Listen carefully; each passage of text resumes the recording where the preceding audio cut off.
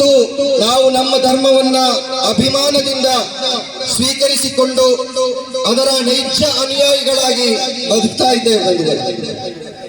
ಆದ್ರೆ ಈ ಧರ್ಮ ಯಾವತ್ತಿಗೂ ಕೂಡ ಸೌಹಾರ್ದತೆಗೆ ಕೊಲ್ಲಿ ಇಡುವಂತಹ ಅಥವಾ ಧರ್ಮಗಳ ಮಧ್ಯೆ ಭಿನ್ನತೆಯನ್ನು ಮೂಡಿಸುವಂತಹ, ನಮ್ಮ ಪ್ರೀತಿ ವಾತ್ಸಲ್ಯ ಬಂಧುತ್ವವನ್ನ ಕೆಡಿಸುವಂತಹ ಅಥವಾ ನಮ್ಮೊಳಗಿನ ಮಾನವೀಯ ಮೌಲ್ಯಗಳನ್ನ ಕೊಲ್ಲಿಸುವಂತಹ ಆ ವ್ಯಕ್ತಿತ್ವಗಳೊಂದಿಗೆ ಅಥವಾ ಅಂತಹ ನಡವಳಿಕೆಯೊಂದಿಗೆ ಒಂದು ಹೊಂದಾಣಿಕೆ ಇಲ್ಲದಂತಹ, ರಾಜಿ ರಹಿತವಾದಂತಹ ಒಂದು ನೈಜ ಜೀವನವನ್ನ, ನೈಜ ಸತ್ಯ ವಿಶ್ವಾಸವನ್ನ, ನೈಜವಾದಂತಹ ಒಂದು ಜೀವನ ತಿರುಳಿನೊಂದಿಗೆ ಬದುಕಬೇಕು.